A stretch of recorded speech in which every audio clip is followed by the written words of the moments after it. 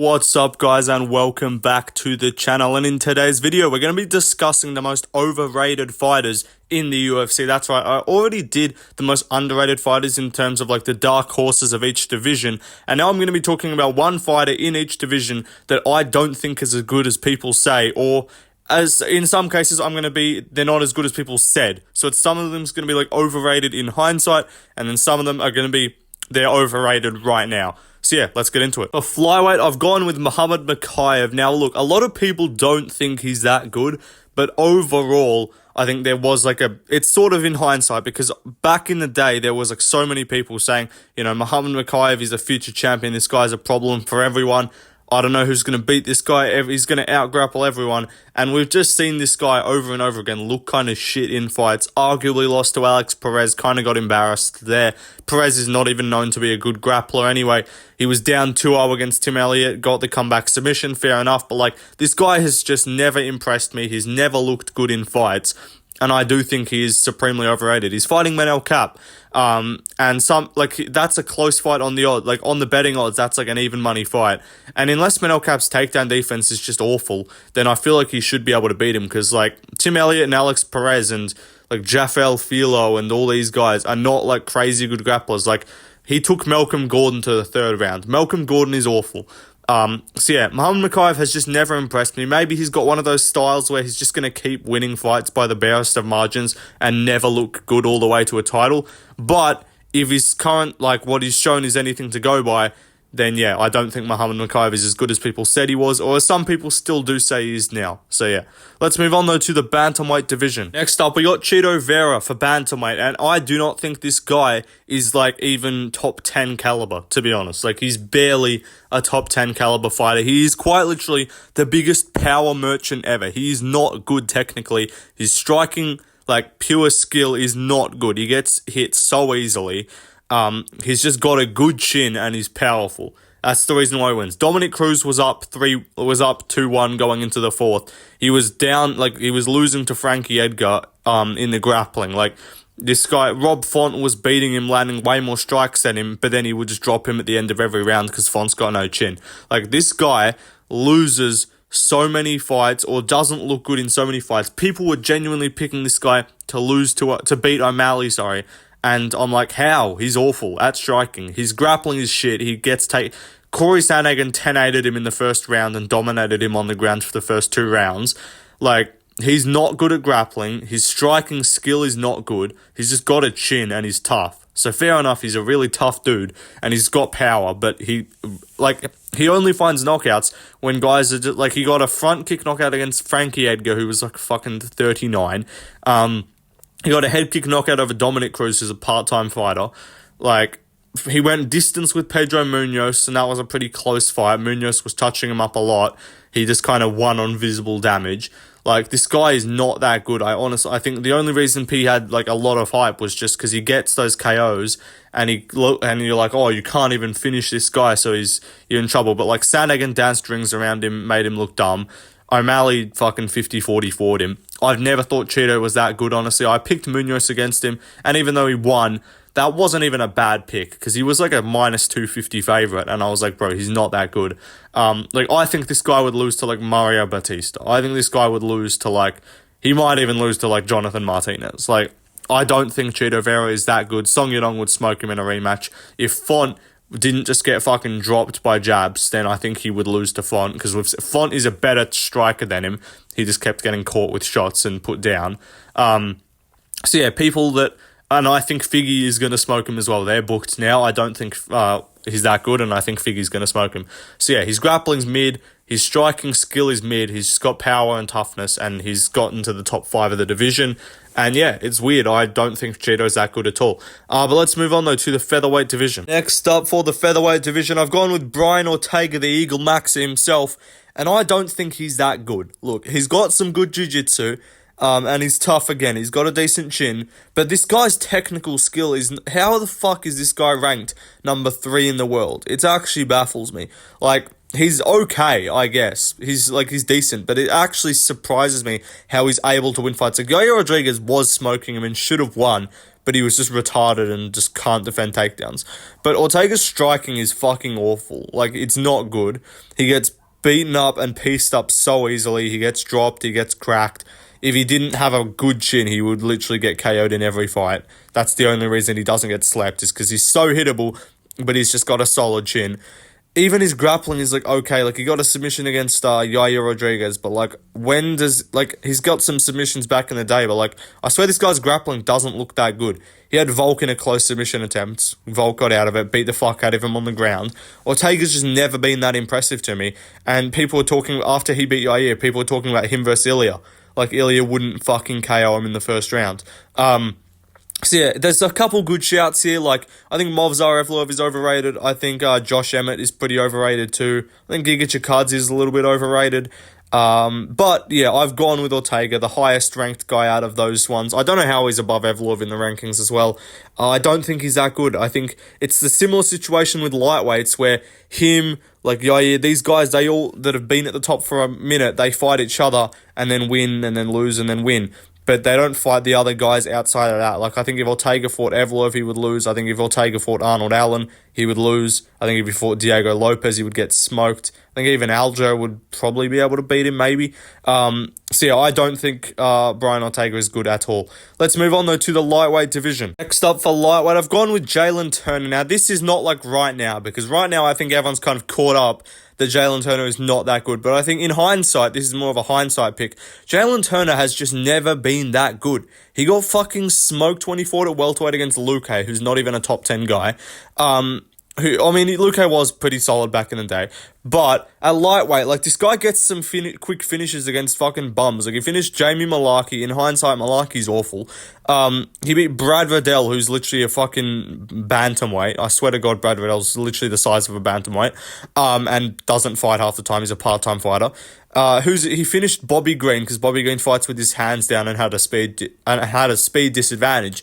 But, like, when does this guy, like, he cracked Moicano on the feet, that's alright, but, like, Gamrot kind of took him down a whole bunch. He lost to Dan Hooker. I don't think Dan Hooker's that good at this point in his career. This guy just dies and quits at the sign of adversity anytime someone doesn't just immediately get KO'd. Like, he head kicks Dan Hooker. He was shooting up Dan Hooker in the first, head kicks him in the second, and then as soon as Dan Hooker's just like, I don't care about your power and your being 6'3" at lightweight, that doesn't bother me. He's like, oh fuck, what do you mean I can't just be a range merchant? And then he just quits. Like, he dropped Moicano in the first, tried to get a walk-off KO, and then just gets taken down and just gives up and lets himself get TKO'd. I think in hindsight he's always been bad, and it's funny because I picked him against Turner. So I picked Turner against Hooker, and I picked him against Moicano. I picked him against Bobby Green too. So I picked Gamrot, obviously, but I've picked him in a lot of his fights, but he's just let me down every time. I've never thought he was like a future champion, but people were talking about this guy as like he can be a top 5 guy when he's on, or he can beat some of these top guys, and I've just never seen it, honestly. Even though I have picked him in his fights, I didn't pick him against Gamrot. Like, I've never picked this guy, or never would, against anyone in the top 5, and people have been saying, I think Lucas Tracy was real high on him at one point, saying that he was still one of the best lightweights, even though he lost to Dan Hooker. In hindsight, Jalen Turner's not good. He's got very little heart. His chin's a bit mid. His chin's not crazy good. He kind of quits a lot, and his power is overrated when he doesn't just fight people that either are shit or just have their hands down. Like, I'm saying it right now, all memes aside, Drew Dober smokes this fool. Anyway, let's move on to the welterweight division. Welterweight, I'm going with Colby Covington. Now, there are a few choices here that people could go with. To be honest, don't come at me, I actually think Shavkat tiny bit overrated, and that's only because people rate him so highly. Like, if people rated Shavkat the same way that they rated, like, I don't know, like Jack Della Maddalena, then I would say Shavkat's like properly rated or underrated maybe. But because they rate him so highly, like he's just guaranteed to be a champion, I think Shavkat's a little bit overrated. I also think Sean Brady is a bit overrated.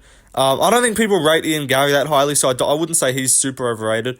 But I do think there are a lot of guys that are overrated at welterweight. But Colby Covington is the number one guy. This guy's managed to hold on to losses as like the standpoint of his career. Look, I know he's got great wins. I know he beat Woodley. I know he beat Lawler. I know he beat Meyer. A lot of those people were very old when he fought them. Lawler was out of his prime. Woodley was out of his prime. Maya was old as well, I'm 95% sure. I don't remember exactly how old, but yeah. Like, most of this guys, he bought 37 or something year old Masvidal. I'm pretty sure RDA was back end of his career too. Like, he was on the part, he was past his, like, contendership days. Like, I actually want to kind of look at his record. How old was, like, Covington versus RDA? How old was RDA? Like, most of his wins have come against older guys who aren't that good at this point when he fights them.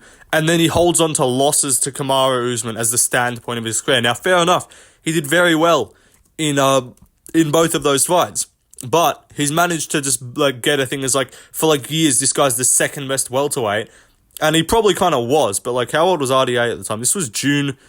I think RDA was, like, 35 or something like that. But regardless, like, this guy has held on to losses and had himself hailed as the second best welterweight for so long. Kind of showed how, like, shallow that division was, because Usman had to beat him and Masvidal twice, and then people acted like he cleared out the division, because it was quite shallow, in my opinion. But Colby, I know he was a savage. Like, he's got a good style, he's got great cardio, he's got a solid chin, but, like, you got dropped by Masvidal. You beat Masvidal. Masvidal's not that good of a grappler. Like, you push a pace on people. You looked shit against Leon. I don't give a fuck if you broke your foot. Cunt, shut up. People break bones in fights. It happens. You're in a fucking cage fight. Guy looked shit against Leon, and I think this guy would lose to, like, pretty much all of the top 10 right now. I'll say that right now. Let me get up the UFC rankings, because I don't think people are rating him that highly anymore, because he looked shit in his last fight. But just overall, even as, like, a career, I think his career is overrated, in my opinion. UFC rankings, I'm just going to get them up now. Yeah, I think his overall career and his, I guess, legacy, is overrated. In terms of people saying, like, man, this guy was a savage, he was, like, the second best for ages, he was just behind Usman. I think it's more just because we didn't have some other guys at the sport in that time. But, like, he would lose to Leon, he would lose to Usman again, he would lose to Bilal, he would lose to Shavkat, he would lose to Della Maddalena, I think.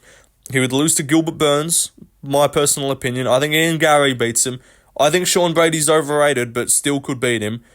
Even Wonderboy, I would, like, question it. If Wonderboy could keep it on the feet, he would get tuned up. So I never thought Colby was that good.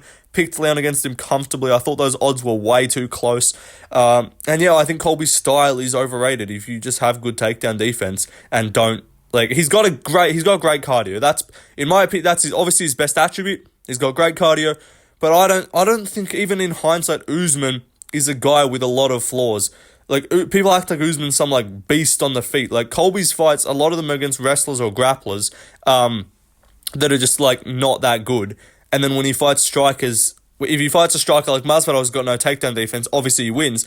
But if he fights a guy like Leon who's got good grappling, then he can't do shit and he gets almost armbarred. Like, I've never thought Colby was that good. I think he's still a bit overrated now, but that's my pick. Let's move on, though, to the middleweight division. Now, I have a couple picks for middleweight. My first one is Paulo Costa.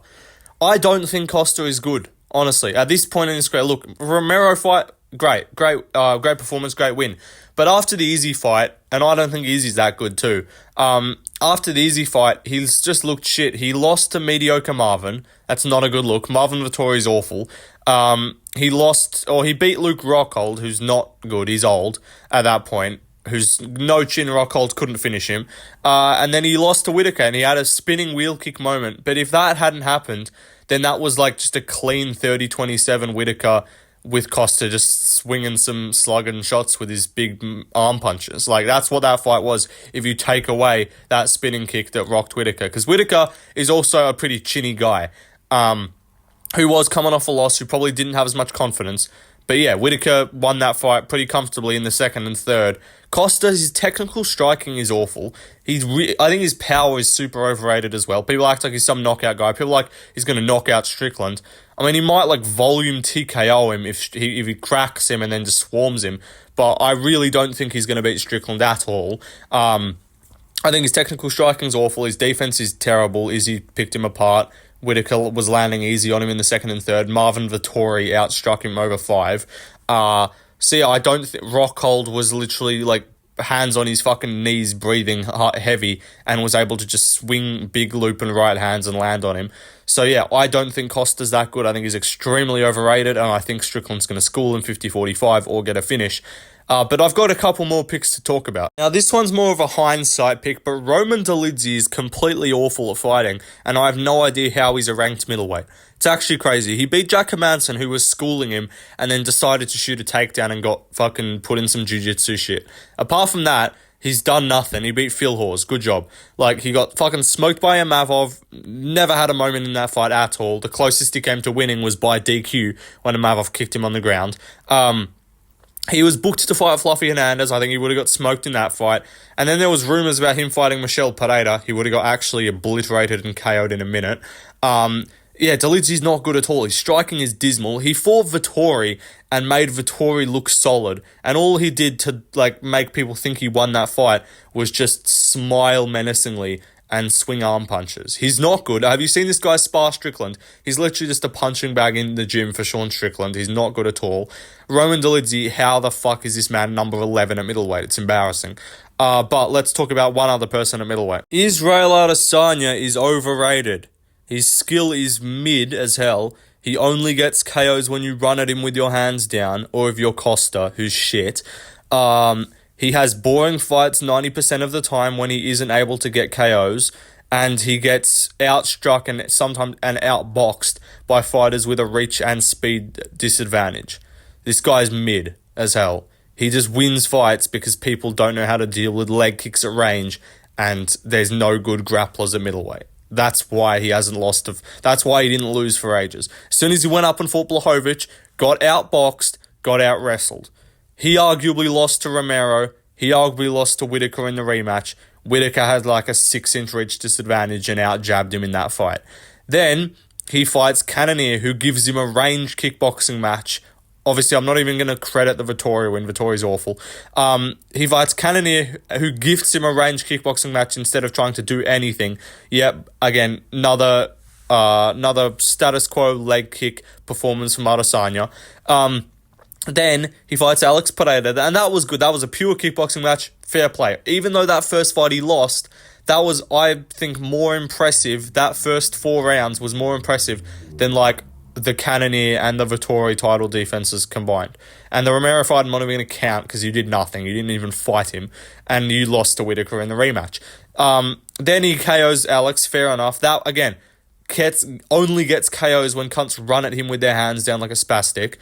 Pereira was just swinging against the fence with his hands by his hips. Got chinned, obviously. Good job. Then you fight Strickland, who has a range disadvantage, a speed disadvantage, has like a 6 or 5 week training camp, flying across the world, had an awful weight cut, and he 49-46s you, checks all of your leg kicks, outboxes you, and you landed fuck all in that fight. And now he's getting another title, getting gifted a title shot after having no defenses in his second reign. Israel Adesanya's skill, he's got good leg kicks, and he's quick, and he's athletic. He's got attributes, but I honestly don't think his style is that good, and I think as soon as a guy like Strickland or Blachowicz fought him with just decent boxing, or even Whittaker was able to get past that reach and be landing jabs comfortably, his boxing is mid, and his offense is overrated if you can just check his leg kicks. So I think Izzy is also mid. But that being said, he might KO Dricus because Dricus is going to run at him like a tard. So if he beats Dricus, don't come back to this video and say, oh, you said he sucked. You can still suck and win the belt. It happens a lot. It happens with Michael Bisping. Happens with a lot of people. Raquel Pennington is a champion right now. A lot of people can be shit and still win a belt. But if Dricus doesn't run at him and Dricus just grapples him, he'll get smoked. So yeah, let's move on to the light heavyweight division. I've gone with Jamal Hill for the light heavyweight division. Now, this is a close pick. I'm not really sure about this one, but I do think Jamal Hill's overrated. I think people are acting like he's just some seasoned striker that have, Oldberg's got no chance. Obviously, Jamal Hill's going to win this. Now, look, Jamal Hill can win, but just because he's got a number 2 or number 3 ranking next to his name, let's not act like that makes him just an elite striker. He got KO'd by Pereira. Obviously, that's nothing to be ashamed of, but he looked kind of mid in that fight. And then before that, he beat up Glover. Glover's a guy that's easy to beat up in fights. You KO'd Jimmy Crute, Mr. Walking on Legos, can't strike. You beat Thiago Santos in the 4th after a kind of back and forth scrap. Old Thiago Santos, who then the fight after that went to the PFL. You beat Johnny Walker, who we know has no chin. Johnny Walker's another guy that could be put in here for overrated. So I just don't think this guy's ever been that good. I don't think he's ever, like, the Glover performance made people think he was elite. Like, yes, because you beat up in 50-45 to some, or 50-44 to someone that has won the belt before, doesn't mean that's impressive. Like, it was a good win, but I think Glover's mid as hell, on the feet at least. And fair play, he's got some good takedown defense, he's athletic, but I think his striking, people act like he's just some really good boxer. His defense is awful. Anyway, though, Jamal Hill, that's my opinion. Let's move on, though, to the last fighter in heavyweight division. Jailton Almeida. Now, this is kind of a hindsight pick, sort of overall. Now, look, I was considering going like Cyril Gane, but Cyril Gane, again, it would also be a kind of hindsight pick, because everyone, like, you can't say his striking is overrated. I think there's a really bad argument for that. It's kind of difficult to act like his striking is bad, because he got dropped once by Ty. Apart from that, no one's really done anything to him on the feet.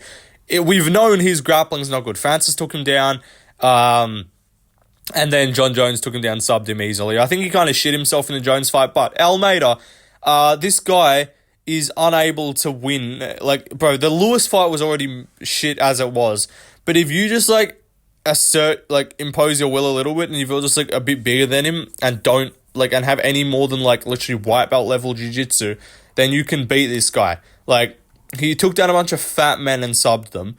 Like, good job. You've never looked good on the feet in your life. Rosenstrike, you subbed him. Good job. You subbed a fucking fat dude with no jiu-jitsu. Lewis had 2 torn shoulders and a fucking infection going into that fight. Made it 5 rounds. You lay on him the whole time. Looked like you were trying to do some fucking homoerotic activities with him. Very suspect. Then Blades. You kind of chucked around Blades, who's just a bit retarded. You chucked him around for a round. Good job. You never really secured any control time, never got that close to any submissions. And the second you shoot a takedown, he literally just puts his belly onto your back of your head, and then you can't move, and you just allow yourself to get TKO'd. Crazy stuff, mid as hell. That being said, I'm going to pick him to beat Romanov, because Romanov's a fat fuck and has no cardio. But if you lose to Romanov, this pick will age even better. So yeah, Almeida, I think he's awful. Not awful. I do think he could beat some guys. Like, I think he could give some people a tough fight. But it's like anyone with decent skill and actually, like, solid enough striking and takedown defense, they just beat this guy. That's why I said he should cut to light heavyweight, because he could at least just size bully everyone there. But at heavyweight, all these fat fucks just lay out, like, you can't, it's harder for him to move them. He can't chuck around all the fucking obese pigs. So, yeah. That's the video done, guys. I hope you enjoyed. Those are the most overrated fighters in the UFC, in my opinion. Let me know in the comments if you agreed or disagreed with my picks. But yeah, peace out. I'll see you guys in the next one. 302 picks coming soon. See ya.